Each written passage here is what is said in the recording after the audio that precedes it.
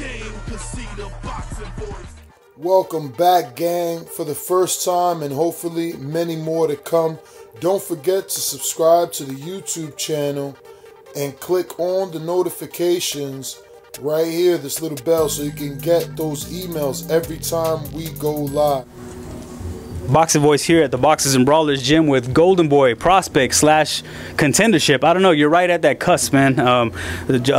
Joshua, the Professor Franco, congratulations on your last fight. I think it will make the fight of the year candidate. Unfortunately, it was a draw. A lot of people, including myself, thought the power was the difference in your favor. So coming off that, how do you feel? Oh, you know, I mean, it was a good fight, you know. I mean, I thought I put it off as well. You know, I landed the cleaner shots, the more effective punches, you know. I mean, sometimes I even thought I was hurting him with some of the shots I threw. I mean, but what can I say? I mean, the judges gave it a draw. I mean, it is what it is. I mean, hopefully we get a rematch.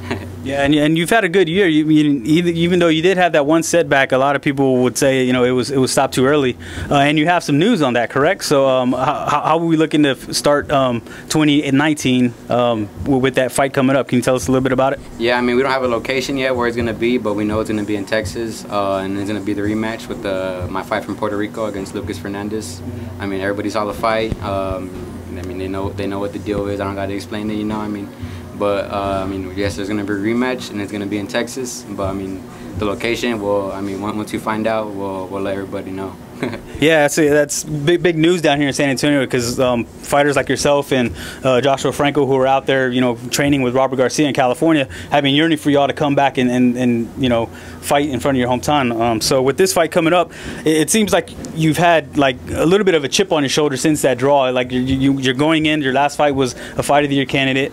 Was that on your mind? You don't want to let it go to the judges. You want to capitalize on every exchange when the fight's going on. Yeah. With my last fights, you know, I mean, I've been learning with each fight. I mean, I'm learning more and more about myself as a fighter. You know, I mean, I watch the footage from my last fight, and I see, you know, what I could have done. You know, I mean, like, you know, I mean, I felt different in the ring, but when I saw on the film, it looked different. And now, I mean, I'm learning from that, and I'm you know, I'm adding stuff to my style now, things that I should have added before. I mean, but now, I mean, it's boxing. You learn as you go.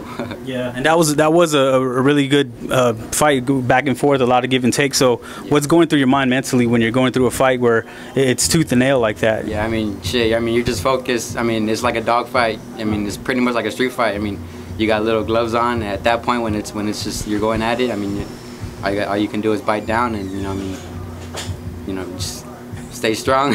Yeah. And you caught everybody's attention, you know, especially your handlers there at Golden Boy at the Canelo undercard down there in Cowboy Stadium when you got that uppercut knockout, and that's when everybody was like, "Whoa, this kid can bang," because that was another explosive fight that you ended with, you know, with a cherry on top. So, what has this experience been since then? Did that give you a big push as far as your career?